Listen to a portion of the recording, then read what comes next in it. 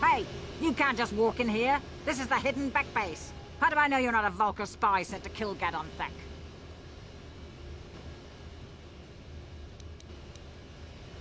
A lot of people want to go inside and speak to Gadon. He's a hero of the common folk. But the days of the Hidden Beck's open-door policy are gone. Between the Sith conquest and the Vulkar gang war, Gadon has more enemies than he used to. We're being careful about who we let in now. My loyalty's not for sale. I've been with the Hidden Becks for years, and I'm not going to desert Gadon now just because everyone is turning against him. Well, we do need all the help we can get.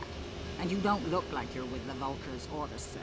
Besides, it's not like you can do anything to harm Gadon in the heart of his own base. Not with Zerdra watching his back. Go in and speak to Gadon if you want. Just remember to be on your best behavior. The Hidden Becks are watching you.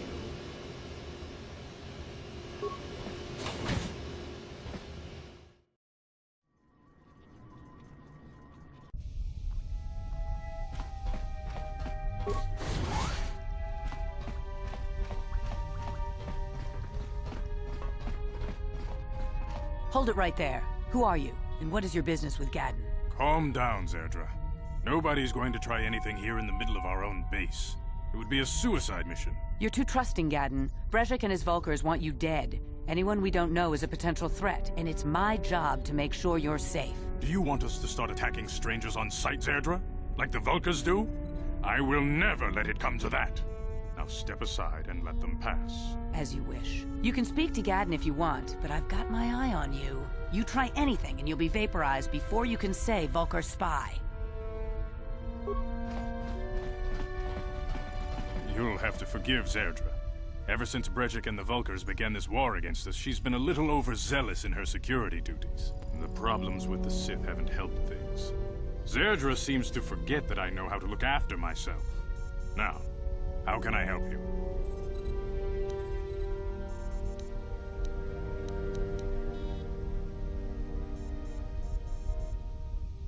A foreign army invades Terrace, declares martial law, and locks down all travel to and from the planet? You damn well bet I have a problem with that. If the Sith ever moved in down here, all the swoop gangs would unite against them. We'd use hit-and-run guerrilla tactics to pick them off. Their casualties would be enormous. Don't fool yourself. The Sith would never commit to that kind of operation. They'd probably do something much more grand and deadly. But so far, the Sith have stayed out of the lower city, and our strength is wasted on this stupid gang war. I tried to explain this to Brejik, but he and his Vulkars won't listen.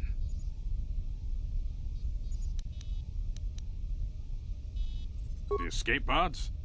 You know, I heard the Sith have been asking around the upper city about them as well. But you don't look like you're with the Sith. They might be spies, Gadon. They might be working for the Sith. Calm down, Zerdra. If the Sith thought we knew anything useful, they'd have a battalion of troops kicking down our door. No, I think this off-worlder has his own agenda.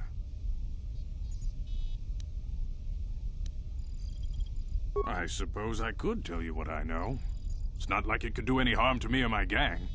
But it might cause problems for the Vulkars, and that's okay in my book. The Vulkars stripped those pods clean within hours after they landed. It's too bad we didn't get there first, considering what my spies reported the Vulkars found. A female Republic officer named Bastila survived the crash. We Becks don't believe in intergalactic slavery, but the Vulkars aren't so picky. They took her prisoner.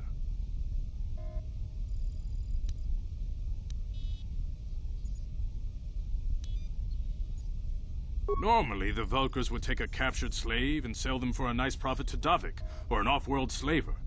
But a Republic officer is no ordinary catch. I still think Bastila's just a Republic officer. That could work to our advantage. Maybe she'll even figure out a way to escape from the Vulkar base on her own. She's too valuable to leave with the Vulkar scum at the base. Brezhik's probably got your Republic friend hidden away somewhere safe until the big swoop race. You'll never find her. I'm afraid your friend has become a pawn in Brezhik's game to take over the lower city. He's offered her up as the Vulkar's share of the prize in the annual swoop gang race. By putting up such a valuable prize, Brezhik hopes to win the loyalty of some of the smaller gangs. Their numbers will allow him to finally destroy me and my followers. So how do you propose we go about rescuing Bastila then? Well, we can't fight all the gangs. The only hope you have of rescuing Bastila is to somehow win the big season opener of the swoop race.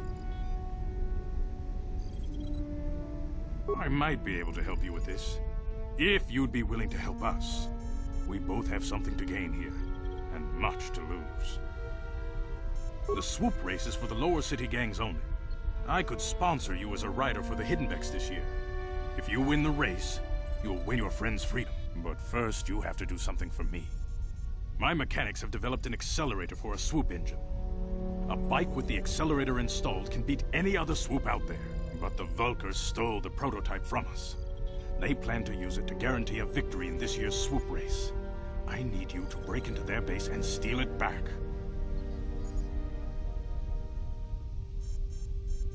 Getting into the Vulkar base won't be easy. The front doors are locked tight. But I know someone who might be able to get you in the back way. Mission Veo. Mission? Gaddon, you can't be serious. She's just a kid. How is she supposed to help them with this? Mission's explored every step of every back alley in the lower city. Plus, she knows the undercity sewers better than anyone. If anyone can get inside the Vulkar base, it's her. She and her Wookiee friend Zalbar are always looking to stir up a little excitement. They like to go exploring in the Undercity, despite the dangers. Your best bet is to look for her in the Undercity, but you'll need some way past the Sith guard post at the elevator. A simple disguise might have worked on the Upper City guard, but the security down here is much tougher. You'll need the proper papers to get past him. Luckily, my gang ambushed one of the Sith patrols headed down to the Undercity. They never made it, and their security papers fell into my hands. Since we're working together now, I suppose I could give them to you in exchange for your uniforms. With the security papers, you won't need a disguise anyway. Good choice. Thanks for the uniforms. You won't need them with these security papers anyway. Now, is there anything else I can do for you? I suggest you hurry. The swoop race is coming up, and we want you to have time to practice before the race.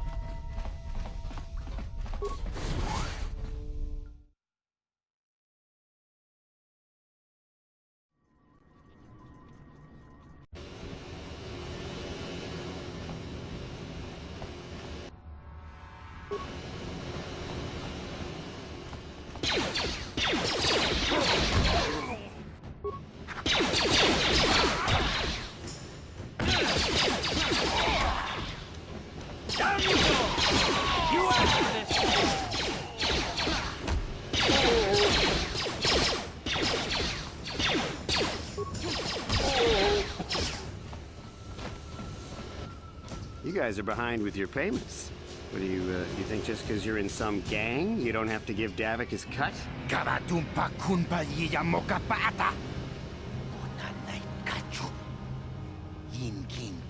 ba mulirachi kun tong na bun shan yunyan.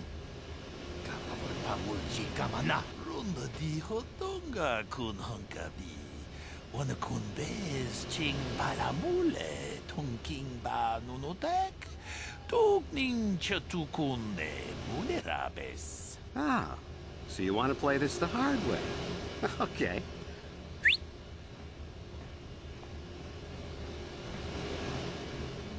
Tuni pudu. Rana no prata dung no sercha. Ichua benki. Watana wama mulera. Kenjunju bashak. No bule muleraji. Jonitun turji chiwi itato. Bola una dichek. Palamure slimo wanga kun bisching. I knew you boys would see reason. Now get out of here. Too bad. I was looking forward to cracking some heads. Maybe next time, Canderous. I better get this over to Davik. I'll call you if anyone else gets behind on their payments. Those Vulkars are dumber than a Coruscant granite slug. They actually think being in that pathetic little gang of theirs makes them important. Gadon keeps his hidden Becks in line, but Brezhik's getting dreams of grandeur. If Davik's smart, he'll slap that young punk back down. I'm someone you don't want to get on the bad side of. And I'm not one for small talk. I don't have time to stick around here anyway. Davik's got me working on a special assignment.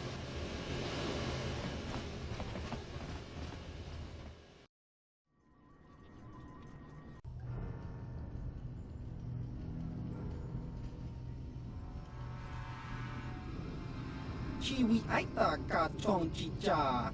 Agi inko tune chuna muri ra. Tangi wama jiko na. Tonki pa nonku nek abog. Jiyokaku. Kinba muli ra dwana ji. Kuyami juski ichika nai. Uba baska dwana chichopa muska. Jiska da soki kupa bona na chachu. There's a bounty on your little green heads. I'm here to collect. Just grunky to patslimo. Chi itakanki chana kilikon. Kinba muli ra dwana ji. Kinba noku nikset abog. That's the plan.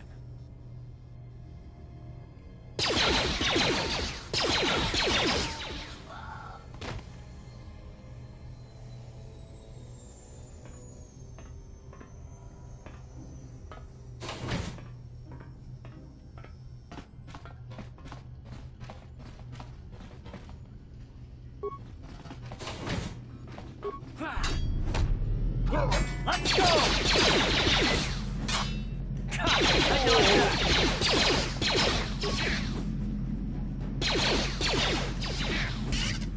You asked for this!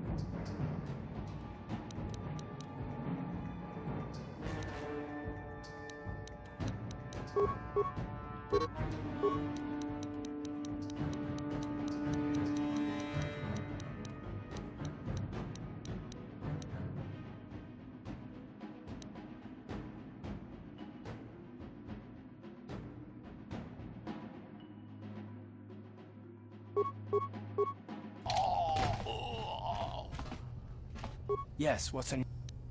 You got it.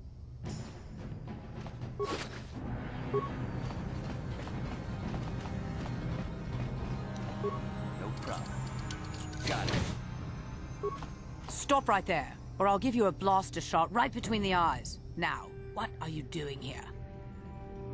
No, I'm the one with the blaster pointed at you. I get to ask the questions. What are you doing here? Well, go explore somewhere else. There's nothing interesting for you here. This is your only warning. If you bother me again, you won't walk out of here alive. I gave you a chance to get out of here and leave me alone, but I guess you're just too stupid to take it. Now you'll see why I'm the most...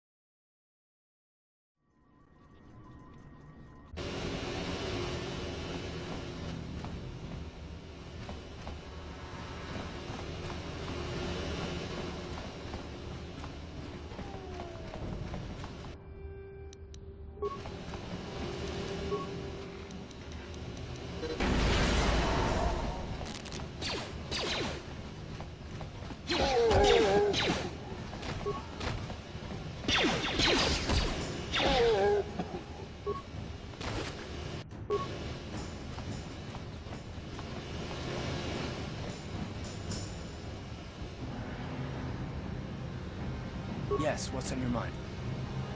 You do? Well, fair enough. What do you want to discuss?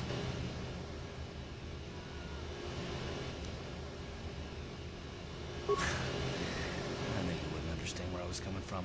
Let me try and explain. You got the skills of an elite commando, and you saved my butt more than once. Between that and your facility with languages, I'm lucky you're here. But that doesn't mean that I'm gonna stop watching you being wary. I'm just not built that way. Period.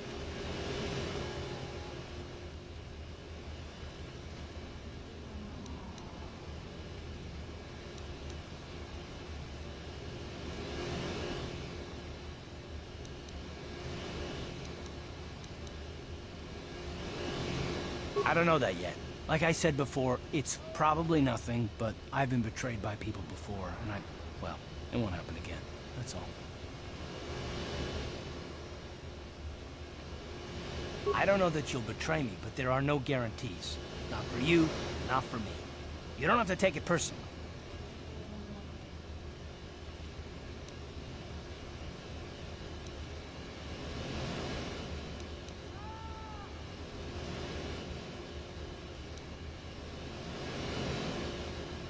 Me? You shouldn't. If you're smart, you won't trust anyone. Not me, not Bastila, especially not yourself.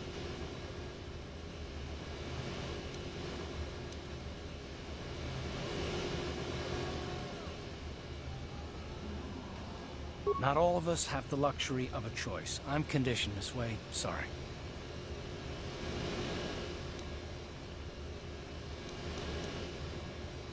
And I don't need all these questions. What I do need is to try and save the galaxy, if that's even possible. Why is whether or not I trust you, or anyone, so damned important to you? Why do you even care? We don't have time for this, so can we please just drop it for now? Can we pick it up later if you really must? I want to get underway.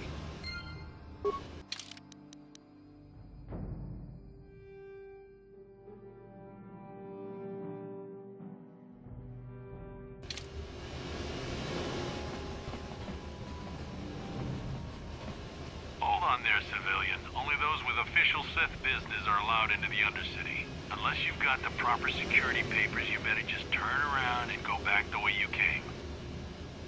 Let me see. Yeah, these look to be in order. Okay, you can go down if you want. Can't say I envy you, though. The Undercity is crawling with mutants.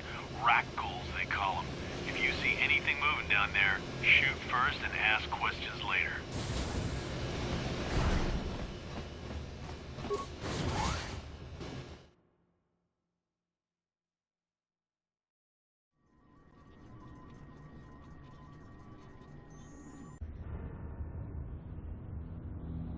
You there, Upworlder! Anyone using this elevator has to pay the toll. Yeah, this is our elevator. If you use it, you gotta give us something. I don't believe this planet. Even the beggars are trying to shake us down. 5 credits! That's what it costs to use our elevator. 5 credits!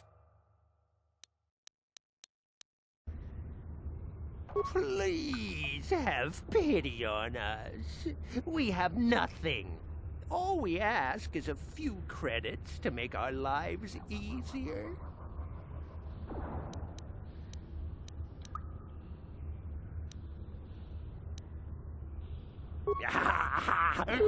Credits, my brother! We have credits.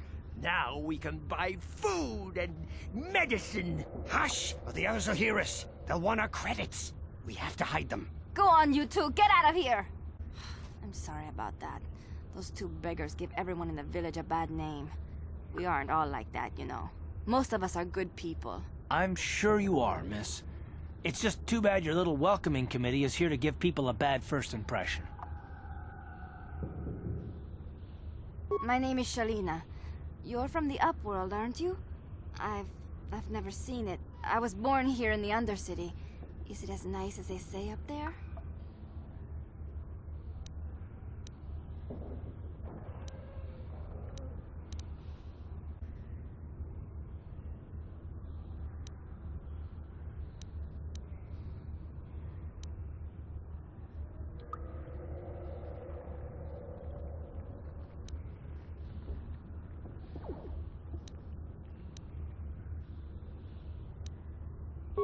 I've never been to the surface, but sometimes I think I can see it in my dreams.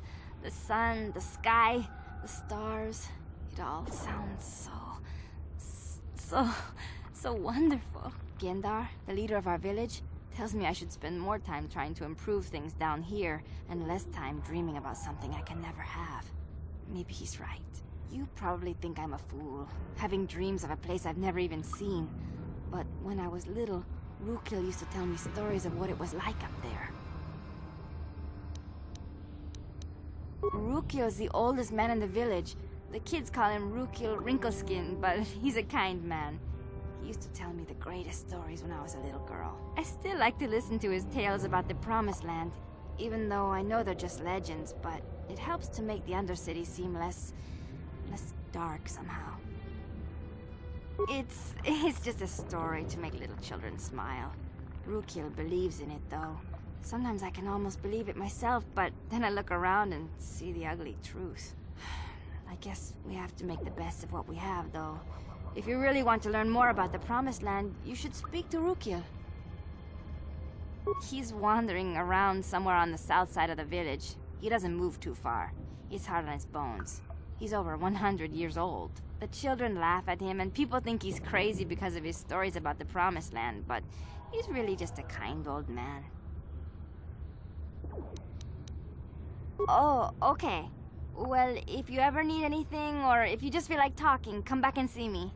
I hardly ever get a chance to speak to someone from the Upworld.